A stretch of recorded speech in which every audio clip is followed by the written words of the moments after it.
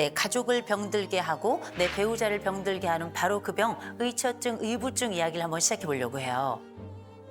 이건 단순한 질투의 문제가 아니에요. 이건 병입니다. 질환이기 때문에 이 질환을 우리는 때로 뭐라고 부르는가? 망상, 그중에서도 질투, 망상, 또 부정망상 이렇게 부르는 거예요. 가장 핵심은 뭐냐? 근거 없이 이 사람을 감시하고 근거 없이 이 사람을 통제하고 이 사람에게 폭력을 행사하는데 이 모든 것들이 한 사람의 의심으로부터 빚어지는 결과라는 거예요. 그런데 이게 단기 한두 번으로 끝나는 게 아니라 지속되고 경우에 따라서는 평생을 따라가기 때문에 이걸 우리가 병이다라고 얘기하는 거거든요. 그래서 어른들 말씀하시죠. 의처증, 의부증은 죽어야 고쳐. 이런 얘기 많이 들어보셨죠? 그만큼 우리 맞아, 많이 봤어. 그러면 어떤 연령대에 이 의처증, 의부증이 많을까 궁금하시죠? 네. 전 연령입니다. 의심은 나이가 없어요. 그래서 90대에도 이 의부증, 의처증 때문에 상담받으러 오시는 분들이 계세요. 90대인데. 90대면 때문에 상담받으러 오시는 분들이 계세요. 실제 제가 가장 초고령으로 이 의처증, 의부증 상담을 했던 케이스는 이 남자분이 94세, 어머. 아내가 91세예요.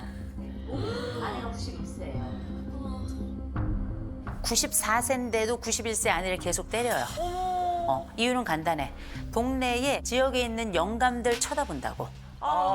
아니, 눈이 있는. 이렇게만 해도. 동네 이장을 포함해서 남자가 넷이에요. 이장만 70대예요. 이장하고 바람이 났다고 생각하는데 아내가 91세예요. 아유. 그 대상이 누구든 이유가 누구든 상관없어요. 우리의 의심은 모든 환경 속의 배우자를 완전히 지옥으로 보내는 겁니다. 그래서 생각해 본다면 의심 아래에는 도대체 무엇이 있길래 이 사람은 끊임없이 배우자를 의심할까? 딱 하나입니다. 두려움이에요. 두려움? 내 아내가 나를 떠날까 봐. 그래서 우리가 뉴스 같은 데 보면 뭐 80대, 90대 배우자가 다른 배우자를 죽였습니다.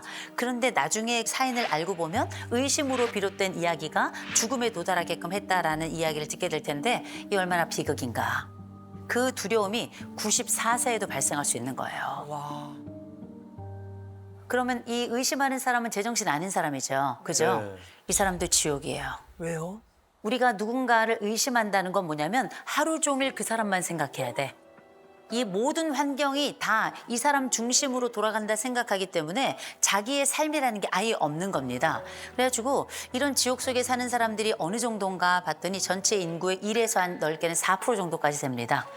그러니까 우리도 한 뭐 넓게 보자면 한 200만 정도가 의처증, 의부증으로 고통받고 있는 거거든요. 되게 많네. 아니 그러면 교수님 그 의부증, 의처증이랑 이 진짜로 그냥 외도를 할 수도 외도하시는 있는 분이 거잖아요. 그걸 어떻게 구별할 수 있어요? 일단 진짜 외도는 외도를 한 거예요. 해버리는 거고. 그런데 의처증, 의부증은 뭐냐면 한 것 같아. 같아. 한 것 같아. 그런데 나중에는 분명히 한 게 맞아. 라고 근거 없는 여러 가지 상상들이 뭉쳐가지고 이 상황이 사실인 것 마냥 아주 돌변해 버리는 겁니다. 기정사실화가 되는 거예요. 그러니 외도도 한 적 없는데 이런 의심을 받으면서 근데 단순히 의심만 받겠어요? 일거수일투족을 다 검사받죠. 우리의 휴대폰을 우리가 누구를 만나는지 오늘 어떤 일을 했는지를 알지 않으면 궁금해서 견딜 수가 없어요. 그런데 어떻게 전화해. 안 받아? 할 때까지 받아. 500번. 하루에 1000번. 이렇게도 전화를 해요. 그런데 이 모든 순간이 전화를 하는 그 사람도 1000번의 지옥을 겪고 전화를 받는 그 사람도 1000번의 지옥을 겪게 된다는 겁니다. 자, 그러면 우리가 의처증, 의부증은 왜 알아야 되느냐? 간단합니다. 위험성이 크기 때문이에요. 내 배우자의 모든 일거수일투족 그 행실까지도 다 확인이 됐다 하더라도 믿지 않아요. 그러니까 무슨 일이 벌어져요? 정서적 학대가 일어나겠죠. 신체적 학대가 일어나겠죠. 심지어 가정폭력은 비일비재하게 일어나겠죠. 스토킹 일어나겠죠. 이런 지옥이 또 있을까 싶어요. 제가 상담했던 사례 중에 진짜 어이없던 사례가 있었습니다. 그게 뭐냐면 남편이 의처증이 생겼어요. 의처증이 생기는데 내 아내가 장인하고 부적절한 관계다 라고 의심을 하는 경우였어요. 딸이 아버지와 부적절한 관계라는 건 우리가 보통 말도 안 되는 얘기다. 심지어 이 아버지는 장애가 있어요. 장애가 있어서 왼쪽 다리를 잘 못 쓰셨거든요. 그 병을 돌보는 과정에 자주 만날 수밖에 없죠. 그러니 아버지가 보낸 거예요. 내 딸 고맙다. 너 같은 여자는 세상에 없을 거야. 이렇게 보낸 거예요. 그랬더니 이 남편이 의심을 시작했죠. 너 같은 여자는? 너 같은 딸은이 아니라 여자는? 하면서 그때부터 같이 붙어 있거나 병실에서 둘이 오래 있으면 그때부터 그 안에서 뭐 한 거야? 어머. 왜 40분을 있는 거야? 어머. 그 안에서 무슨 얘기를 한 거야? 왜 옷이 흐트러져 있어? 너 벗었구나. 어머. 이렇게 의심을 하는. 이렇게 의심을 하는. 이게 말이 됩니까? 이러니까 병인 거예요. 이러니까 병인 거예요. 결국 이 두 부부는 이혼했습니다. 그럼 이혼하면 되지 않느냐 네. 이런 얘기 하시잖아요. 네네.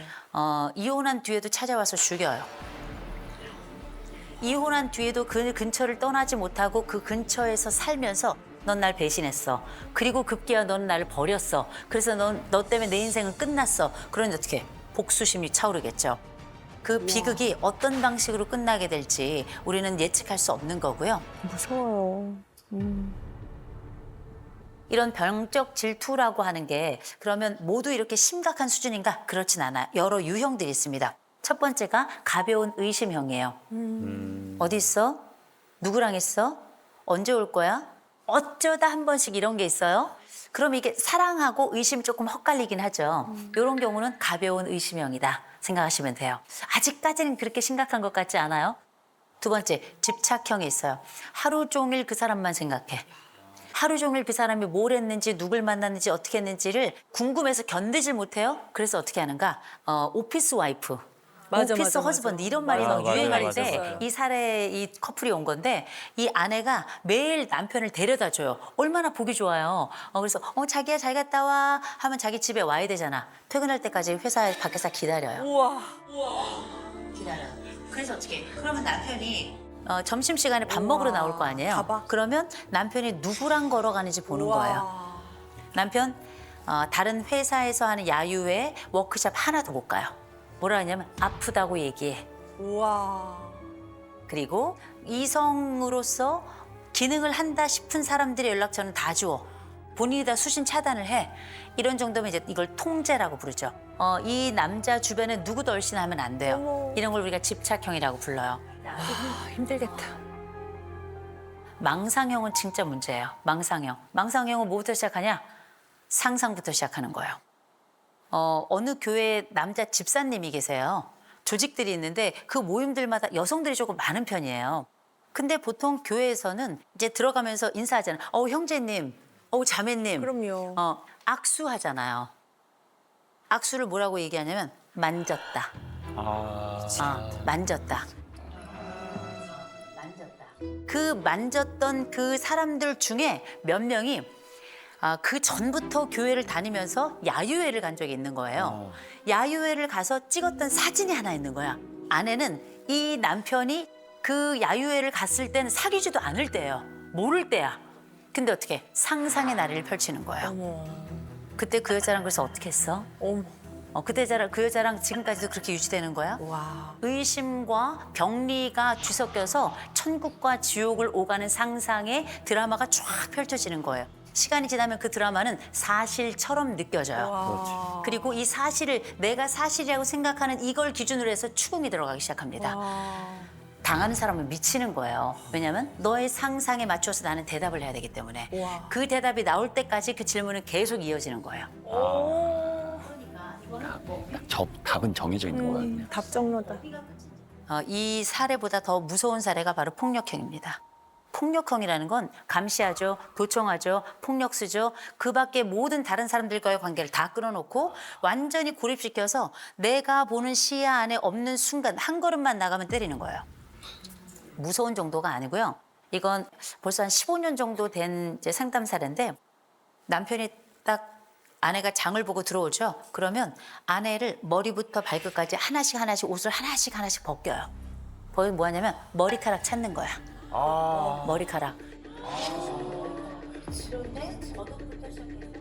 속옷까지 완전히 다 완전히 벗기면서 머리끝부터 발끝까지 이렇게 들여다보면서 머리카락이 다른 색깔 혹은 다른 길이가 있는지 그거 나오면 그날 죽는 거예요. 감옥에 갇힌 것과 다름이 없고 폭행이 있는데 의처증, 의부증에 폭행하는 반드시 성폭행이 들어갑니다. 어머. 그래서 이런 공격을 당한 분들이 10중 8구 차라리 죽고 싶습니다. 라고 얘기를 해요. 그래서 우리가 생각했던 것처럼 가벼운 의심형도 있겠지만 거기에 따라서 엄청난 통제가 있을 수도 있고요. 더 나아가서는 폭력까지 발생하기 때문에 거대한 망상이라고 하는 병이라는 걸 반드시 기억하시라고 그 말씀을 좀 드립니다. 의처증, 의부증으로 상담을 오시는 분들 중에는 제가 본인의 남편과 부적절한 관계라고 이런 생각하시는 분들이 간혹 계세요. 어떡해. 그러니까 진짜 병이다, 짠하다. 병. 아, 어이가 없죠. 근데 상담인데. 이호선이 제 편이구나. 상담자가 제 편이구나. 혹시 사귀는 거 아니야? 미리 와서 이렇게 서로 간에 입 맞춘 거 아니야? 이렇게 생각을 한단 말이에요. 저를 의심했던 사람들이 10중 8구 부부싸움이 심해져서 결국 경찰이 온 순간이 오죠. 이 경찰도 의심해요. 어머나. 와.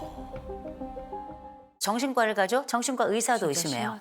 그래서 뭐 하냐면 이 의사하고 내 배우자가 서로 짝짝꿍이 돼가지고 결국은 나를 배제하고 오히려 나를 환자로 만든다. 이렇게 얘기를 하는 경우들이 10중 8구거든요. 못 고치겠다. 의사도 안 믿는데. 근데 보세요. 보통 배우자들이 얘기해요. 이 사람 좀 말 좀 듣게 해주세요. 설득 좀 해주세요. 제가 아니라는 걸 좀 이해를 좀 시켜주세요. 안 돼요. 여러분 생각해 보세요. 지금부터 여러분 콜라에 보면 하얀 배꼽 있죠? 네. 아시죠? 귀여워요. 지금부터 배꼽을 생각하지 마세요. 배꼽을 생각하지 마세요. 그럼 배꼽만 생각난다? 그러네. 배꼽만 그죠? 네. 더 커, 하얘져, 지금. 심지어 더 커졌어. 커졌어. 너무 그죠? 배만 이거 막 살이 막 올리다가. 붙어요. 그죠? 이게 뭐냐면 배꼽 효과라고 부르는 거라 뭔 생각하지 말라 그러면 오히려 더 몰입을 하게 돼요. 진짜 그러네. 의심하지 마세요. 단 한마디도 전 하지 않아요. 의심하지 말란다고 해서 그 사람을 의심하지 않는 게 아니니까. 그래서 보통은 의부증, 의처증은 둘이 같이 앉혀놓고 상담을 하면 안 돼요. 와. 답이 안 나와요. 그래서 각각 5회 혹은 10회씩 따로 상담을 하고 나중에 만나서 같이 상담을 하거든요. 그 모든 상담을 할 때 의심하는 사람들에게 제가 하는 얘기가 있어요. 늘 말씀드립니다. 고통스럽죠. 사랑이 너무 힘들죠. 그러면 열이면 아홉은 옵니다. 진짜 고통스러울 것 같아. 다 나를 의심하는 사람, 미친 사람이라고 얘기하는데 내 스스로 나를 불태우고 있는 이 불의 지옥을 읽어주는 목말라 있는 나를 읽어주는 사람이 아무도 없거든요. 의처증이 됐건 의부증이 됐건 의심하는 사람을 상담자 편으로 이렇게 가져와야 같이 형성을 해서 그 길을 걸어갈 수 있는 겁니다. 믿을 수 있어야 이 사람을 믿고 같이 새로운 선택을 할 수 있잖아요. 그렇구나. 대개 저희가 상담을 할 때에는 의처증이나 의부증과 같은 질투망상이 있을 때는 최소 6개월이에요. 그 최소 6개월 동안 뭘 하냐면 규칙적인 생활은 굉장히 중요해요. 몇 시에 출근해, 그리고 몇 시에 전화해, 몇 시에 퇴근해, 내 오늘의 스토리를 이야기해 주는 거. 이게 일종의 루틴이 되게 하는 건 굉장히 중요합니다. 루틴을 만드는구나. 또 한 가지, 아내나 혹은 남편의 의심이 올라올 때마다 이 사람을 안심시키는 결정적인 문구를 만들어내야 돼요. 안심 문구. 안심 그게 뭐냐? 반복적으로 주어야 되는 확신의 문장을 가지고 있어야 돼요.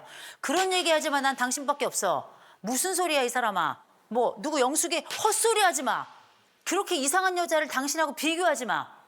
이렇게 하잖아요. 참 이상해요. 이 연극 같은 상황이 이 사람을 안심시켜요. 이 적어도 두 가지. 안심을 위한 구조, 생활 구조를 가지고 이 사람이 예측할 수 있도록 하는 거. 그래야 의심은 줄어들고 고통도 줄어든다. 이거 굉장히 중요하다고 말씀드리고요. 또 하나는 우리가 의처증, 의부증이 그 사람에게만 있다고 착각하지 마세요. 내가 의처증이에요. 내가 의부증이고. 그래서 나도 모르게 하루 종일 의심하고 있다면 내 스스로 전문가를 찾아가야 돼요. 이때는 반드시 증상이 시작된 거기 때문에 나 아프구나. 나 지금 뭔가 회로에 문제가 생겼구나. 이걸 스스로 알고 내 스스로 용기를 내어서 요청하시고 그다음에 이건 분명히 치료를 좀 받으시는 게 필요합니다. 그건 내가 사랑한다 하는 그 사람을 위한 것도 있지만 내가 가지고 있는 이 취약해진 의심 지옥 속에서 내 스스로를 구원하기 위한 과정입니다.